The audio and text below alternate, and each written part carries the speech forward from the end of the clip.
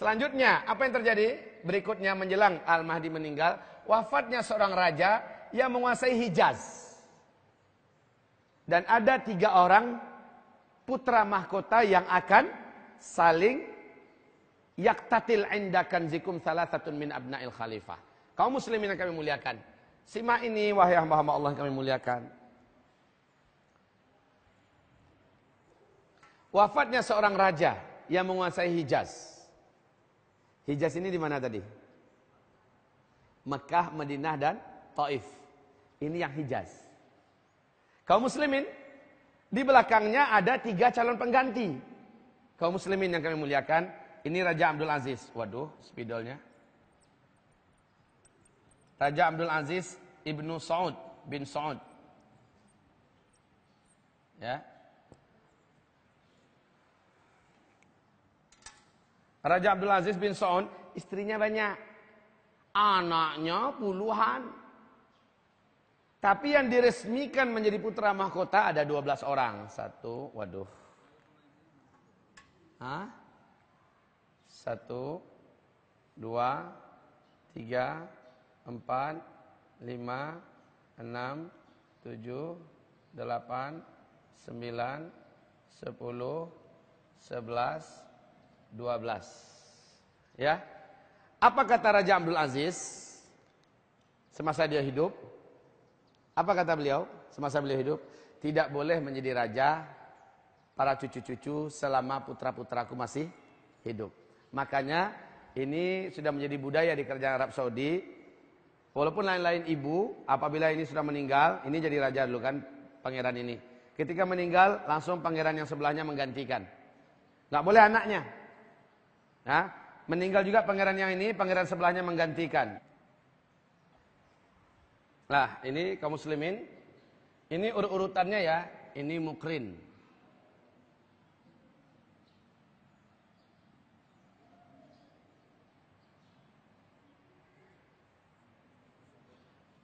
Ini pangeran Mukrin.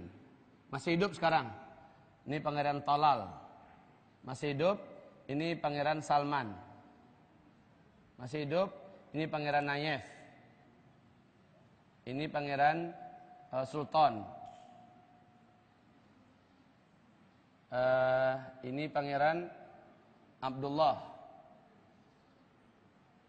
Ini pangeran Fahad. Ya. Oh ya. Alhamdulillah sekali datang langsung banyak.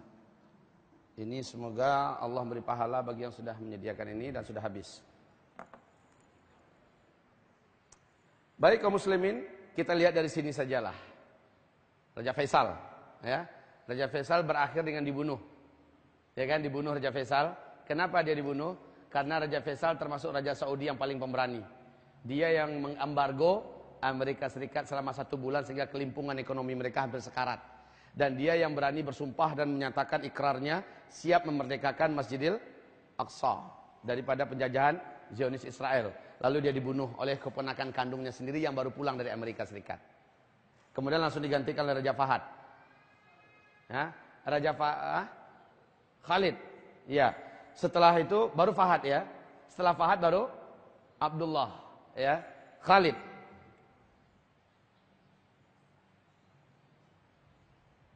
Faisal. Nah, kaum muslimin, Fahad meninggal dunia, digantikan oleh pangeran sebelahnya, yaitu Raja Pangeran Abdullah. Nah, Pangeran Abdullah baru meninggal 9 Jumat yang lalu. 9 Jumat yang lalu.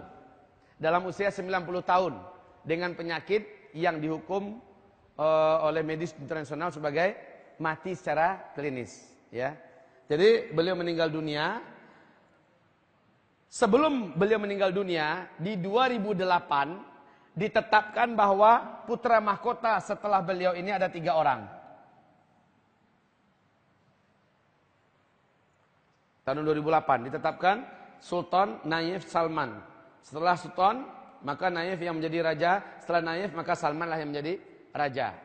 Kaum muslimin yang kami muliakan, qadarullah, pada 2011 Pangeran Sultan meninggal dunia karena kanker.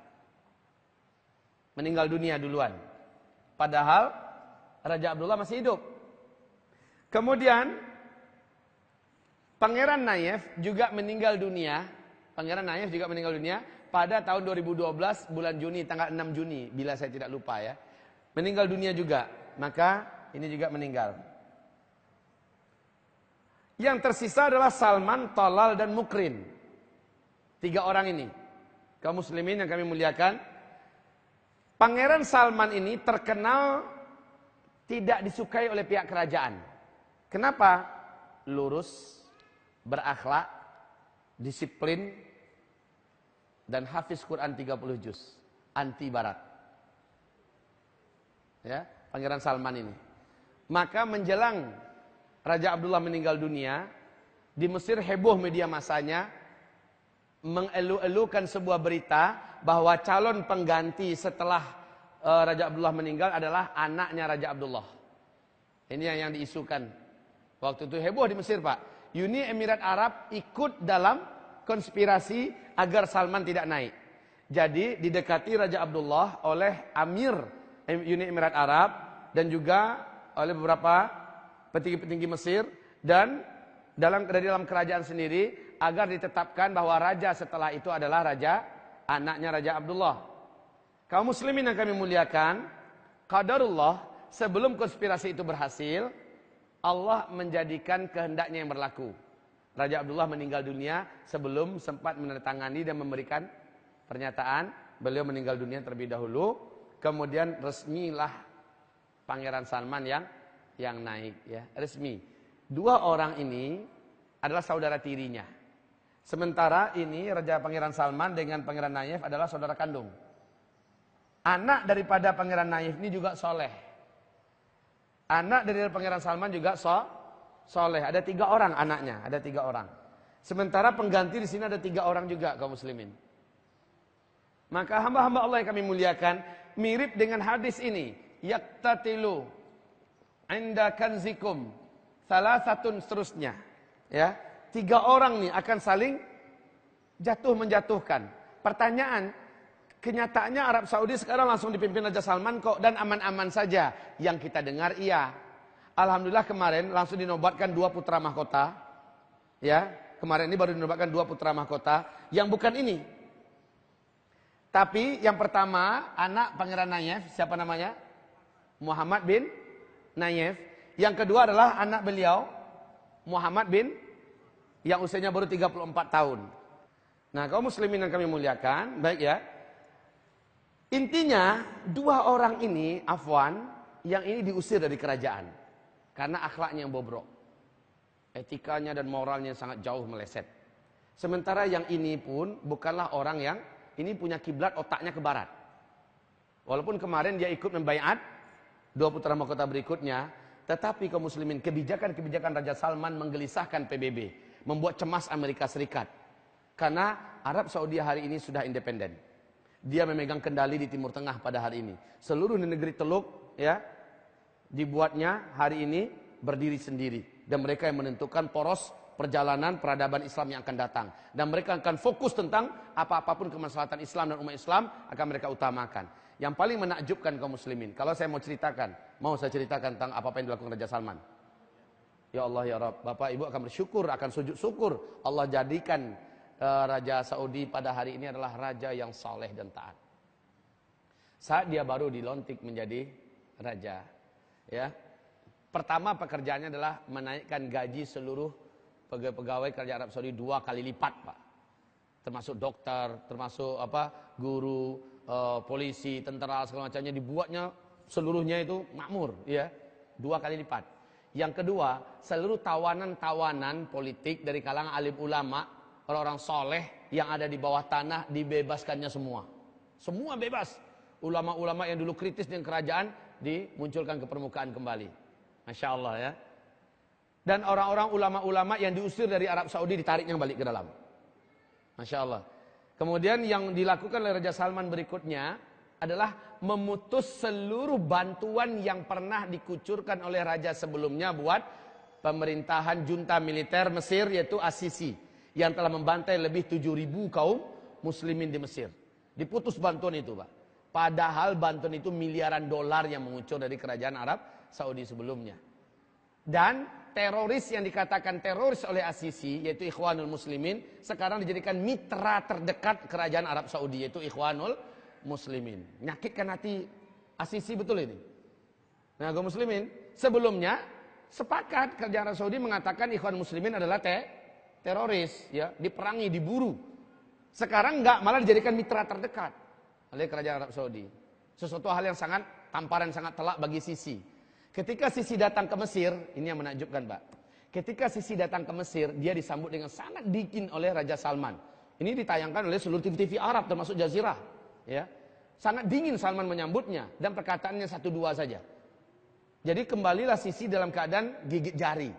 Harapan bantuan yang bisa menguatkan perekonomian Mesir yang dikendalikan oleh kerajaan pemerintahan baru sekarang di Mesir oleh Sisi diputus habis oleh Arab Saudi, nggak ada lagi bantuan untuk dia. Ya.